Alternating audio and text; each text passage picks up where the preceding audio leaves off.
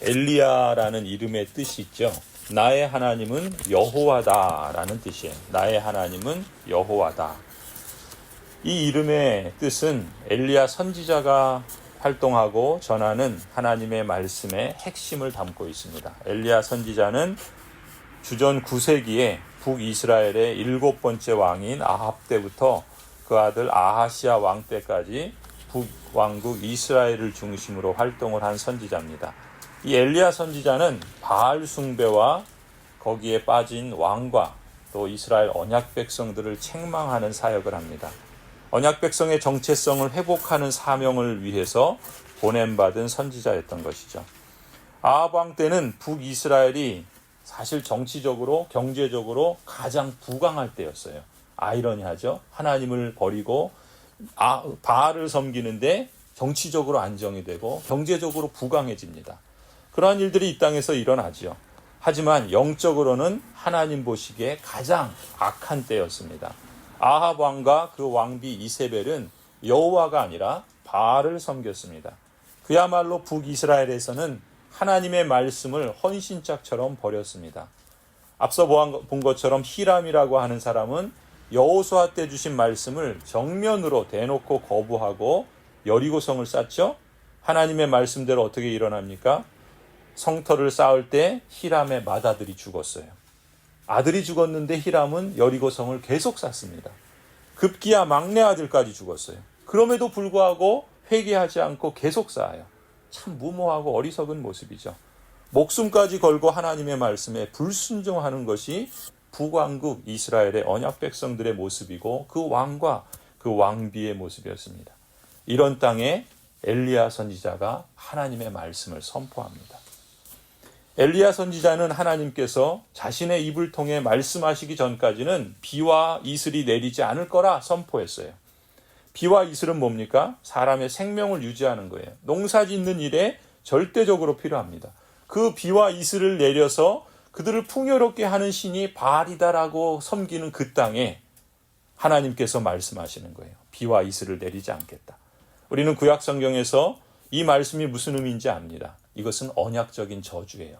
하나님의 백성이 하나님의 말씀을 지키지 않을 때 하나님께서 저주하시겠다 말씀하셨습니다. 신명기 율법에 따르면 언약의 말씀을 지켜 행하면 비와 이슬을 내리겠지만 언약을 깨뜨리고 버리면 이 모든 것을 거둘 것이라고 레위기에서 신명기에서 거듭거듭 하나님 말씀하셨습니다. 하나님께서 그렇게 행하셨던 것이죠. 그런데 이 사건을 보면은 우리 신약 성경의 야고보서 5장에 보면은 이렇게 기록합니다. 엘리야는 우리와 같은 본성을 가진 사람이었지만 비가 오지 않도록 해달라고 간절히 기도하니 3년 6개월 동안이나 땅에 비가 내리지 않았으며 다시 기도하니 하늘이 비를 내리고 땅은 그 열매를 맺었습니다. 라고 기록을 합니다. 이 말씀은 뭡니까? 이 사건을 야고보서에서 해석해 주는 거예요. 하나님의 그 절대 주권과 인간의 기도의 관계를 이처럼 잘 보여주는 말씀이 없습니다. 하나님께서는 주권적으로 작정하시고 계획하신 뜻은 반드시 이루시죠.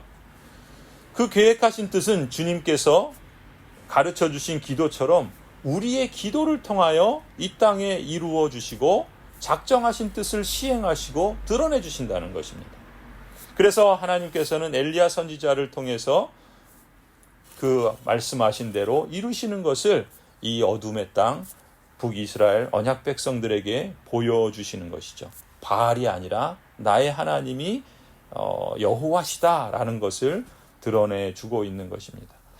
또 오늘 본문에서 또 어제 본문에서 하나님께서는 엘리야 선지자를 그릿시내가에 숨기시죠.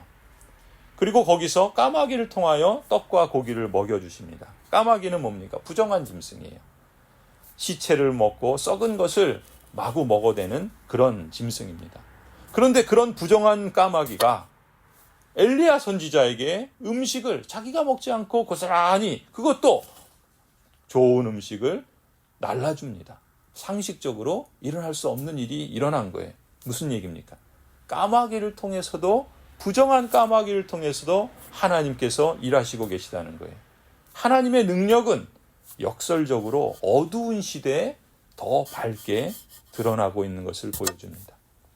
엘리야 선지자의 눈에는 당시 우상 숭배에 열중하던 이 아합 왕과 이 북이스라엘의 언약 백성들의 모습이 마치 이 부패한 시체를 탐하는 까마귀처럼 그렇게 보였을 겁니다. 가망이 없어 보였을 겁니다. 하지만 하나님께서는 그 부정한 까마귀조차도 순종하는 도구로 사용하신 거예요. 그렇다면 하물며 이스라엘의 하나님의 언약 백성 가운데 참된 신자들을 하나님께서 은혜의 선물인 믿음을 주시고 또 그 믿음을 통하여 회개하는 그 하나님의 백성들이 돌아오는 날을 남은 자들에게 허락하지 않으시겠습니까? 그 일들을 지금 하나님께서 행하시는 것을 이러한 모습들을 통해서 보여주시는 것이죠. 엘리야 선지자를 통해서 하나님께서는 참된 언약 백성들을 일깨우고 계시는 거예요. 그리고 그 가운데 믿음을 지키고 하나님의 말씀을 좇는 참된 신자들을 소망 중에 격려해 주고 계시는 것이죠. 이어지는 오늘 말씀도 마찬가지입니다. 하나님께서 엘리야 선지자에게 언약 백성의 땅을 떠나라 그러세요. 어디로 가랍니까? 시돈으로 가라 그래요. 이 시돈은 뭐냐면 바로 이세벨의 본거지예요. 바알 신앙의 본거지가 시돈입니다. 그 시돈 지역의 사르밧 성으로 가게 하십니다. 오늘 8절 보면 주님께서 엘리야에게 말씀하셨다. 이제 너는 시돈에 있는 사르밧으로 가서 거기에서 지내도록 하여라. 여러분, 하나님께서 왜 엘리야 선지자를 바알의 본거지로 보내셨을까요? 왜 언약 백성의 땅을 떠나라고 하셨을까요? 하나님의 뜻이 있고 하나님의 계획하신 작정하신 바가 있으시겠죠. 바알 숭배의 중심지인 시돈 지역도 가보니까 어때요? 극심한 가뭄에 시달리고 있었습니다. 바알이 참된 신이 아닌 것을 보여주는 거예요. 하나님께서 말씀하시면 그 땅이 기근이 일어나고 하나님께서 말씀하시면 그 땅에 비를 내리시는 거예요. 사르밧 과부가 어떤 지경에 있습니까? 가루 한 움큼, 기름 조금 남은 몇 방울, 그것으로 이제 마지막으로 자기 아들과 함께 먹고 죽으려고 하고 있는 그런 지경이에요. 이 이방 여인의 모습이 그 이방 땅의 실상을 그대로 보여주고 있습니다. 이것은 뭡니까? 바알 숭배의 중심지도 하나님의 저주 안에 있다. 하나님의 저주가 그 땅에 임하여서 고통을 당하고 있고 바알이 참된 신이 아니라는 것을 증거해 주고 있죠. 하나님께서는 엘리야 선지자가 가뭄 기간 동안 사르밧 과부로 하여금 음식을 공급받을 수 있도록 섭리하시는 거예요. 9절의 후반부에 뭐라 그럽니까? 내가 그곳에 있는 한 과부에게 명하여서 너에게 먹을 것을 주도록 일러주었다. 근데 여기서 우리가 주목할 점이 있습니다. 하나님께서 이렇게 계획하셨죠. 계획하셨다 할지라도 이 사르밧 과부가 엘리야 선지자를 통해서 주시는 하나님의 말씀을 듣고 그 말씀을 믿고 받아들여서 순종함으로써 엘리야 선지자만이 아니라 이 사르밧 과부와 그녀의 아들도 가뭄 기간 동안 그 통에 가루가 떨어지지 않고 그 병의 기름이 없어지지 않는 하나님의 놀라운 역사들을 실감하게 되었다는 것입니다. 당시 언약의 저주를 받아서 가뭄이 심각한 상태에 놓여 있었지만 그러나 그 땅에 그 중심부에 그 바알 신앙의 그 본거지에 이방 여인이 하나님의 복을 하나님의 섭리 가운데 순종을 통해서 실감하고 있는 모습을 보여주는 거예요. 이것은 오직 하나님께서 이방인이라도 믿음을 은혜의 선물로 주시고 사르밧 과부는 그 믿음으로 순종함으로써 이방인이라도 언약적 축복에 참여하게 된다는 것을 우리에게 잘 보여줍니다. 여기에 하나님의 놀라운 은혜와 은혜의 작정과 뜻과 계획이 있는 거예요. 그것은 무엇이겠습니까? 하나님께서 신명기에서 약속하신 언약의 말씀이 있어요. 하나님의 언약 백성들이 하나님이 아닌 것으로 내 질투를 일으키며 이방인들이 하나님이 아닌 것으로 내 질투를 일으키며 허무한 것으로 내 진노를 일으켰으니 나도 백성이 아닌 자로 그들에게 시기가 나게 하며 어리석은 민족으로 그들의 분노를 일으키리로다.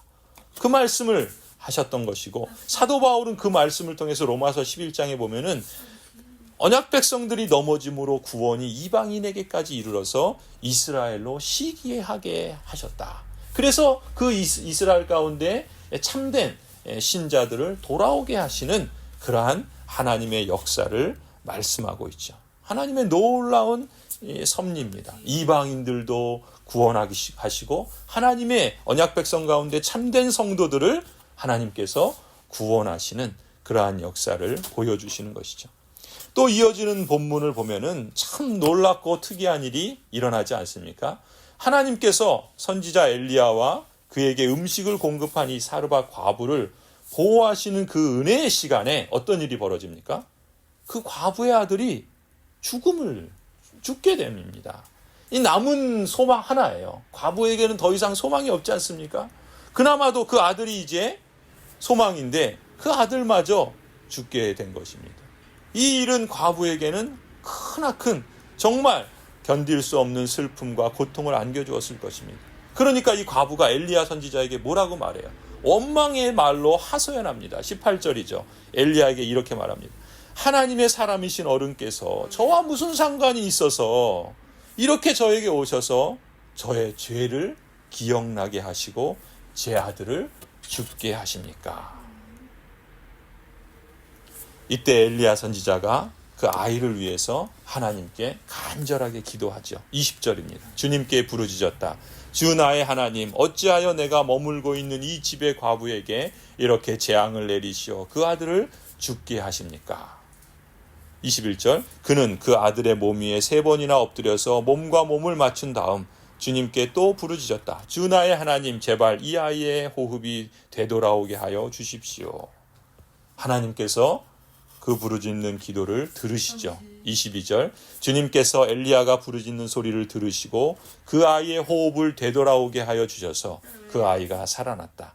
엘리야는 그 아이를 안고 다락에서 내려와서 아이를 돌려주면서 말하였다. 보시오, 아들이 살아났습니다. 여러분, 이 사건에서 우리가 주목할 것은 엘리야가 기도해서 엘리야의 능력이 이렇게 크다라는 걸 보여주는 게 아니에요. 뭘 말합니까? 이 사건을 통해서 지금 이 과부는 이미 가뭄 기간에 엘리야를 통해서 하나님의 은혜를 경험하지 않았습니까? 하나님의 그 뜻이, 하나님의 그 섭리가 이 어두움의 시대 가운데 드러나게 된 것을 경험한 거예요. 무엇을 통해서요? 순종을 통해서. 그런데 그런 은혜 경험 가운데 있었지만 또 어떤 시련이 찾아옵니까? 엘리야를 하나님의 사람으로 알았을 뿐만 아니라 여호와의 말씀이 진리구나. 정말 여호와 하나님이 진짜 참신이구나라는 것을 알게 하시는 사건인 거예요. 엘리야의 기도가 초점이 아닙니다. 이것을 축복받았다는 게 초점이 아니에요. 하나님이 누구신가? 하나님이 무엇을 행하시는가? 그리고 하나님이 작정하신 뜻과 그 계획은 무엇을 통해서 드러나는가라는 것을 말씀하고 있습니다. 24절에 그렇게 말하는 거예요. 그 여인이 엘리야에게 말하였다. 이제야 저는 어른이 바로 하나님의 사람이시라는 것. 무슨 얘기입니까? 이 어두움의 시대에 하나님이 숨어 계시는 것 같고 하나님의 섭리가 없는 것 같은 이 시대에 하나님이 살아계시는구나라는 것을 하나님께서 보내주신 선지자를 통해서 그 말씀을 통해서 드러나게 하셨다라는 것을 이제 믿고 깨닫는 거예요. 그리고 그래서 뭐라 그럽니까? 어른이 하시는 말씀은, 그 하나님이 주신 그 말씀은 참으로 하나님의 말씀이라는 것을 알았습니다. 이 신앙을 고백하고 있는 것이죠. 하나님께서 왜 사르밧 과부에게 이러한 일들을 행하셨을까요? 그것은 하나님의 살아계신다. 하나님께서 지금도 하나님의 사람들을 통하여 일하시고 계신다.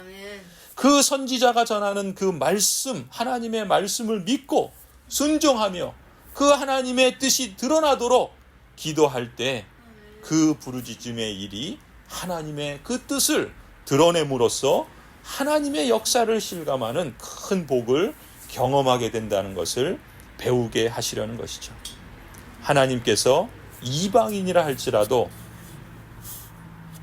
하나님께서 먹여주시고 이방인이라 할지라도 병으로 죽은 자까지도 살려내신 것이 사실이라고 한다면 여러분 생각해 보십시오. 이 말씀을 듣는 하나님의 언약 백성들은 어떤 자세와 어떤 마음을 갖겠습니까?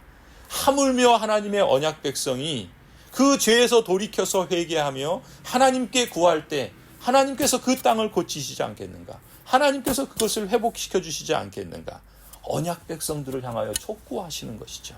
죄로부터 돌이키고 은혜의 선물로 주신 그 믿음을 발휘하도록, 그래서 순종으로 나아가도록 하나님께서 일하시는 겁니다. 그 어두움 시대 가운데 여전히 숨어서 그러나 하나님의 말씀을 따라 순종하고 있는 사람들이 있었겠죠. 참된 언약 백성들을 위로하여 주시는 거예요. 하나님께서 도대체 이 땅에 지금 살아계시는가? 하나님께서 지금 이 땅에, 이 어두움의 땅에 역사하시는가? 그렇게 숨지고 있던 참된 언약 백성들에게 지금 하나님이 일하시고 계신다. 섭리하시고 계신다. 이 어둠 속에서, 이 재난 속에서, 이 전쟁의 참화 속에서도 하나님은 역사하고 계신다라는 것을 보여주시는 것이죠. 그것을 이방인의 그 하나밖에 없는 아들을 살려주심으로, 생명의 부활로 다시 살려주시는 역사를 나타내 주시는 것입니다.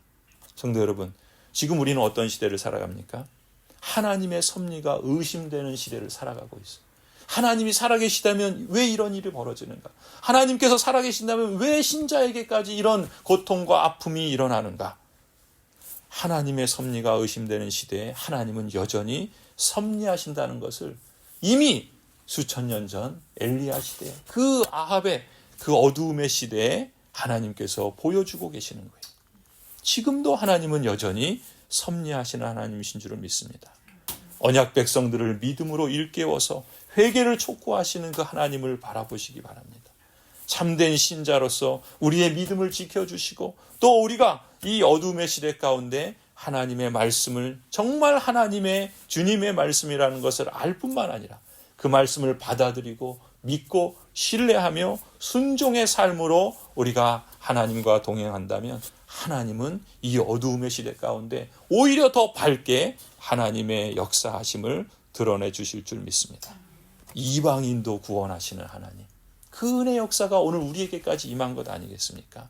그렇기 때문에 오늘 우리의 기도는 마땅히 주님께서 가르쳐 주신 것처럼 하나님의 뜻이 하늘에서 이루어진 것처럼 이 땅에서도 이루어지기를 소원합니다 라고 기도해야 할 것입니다.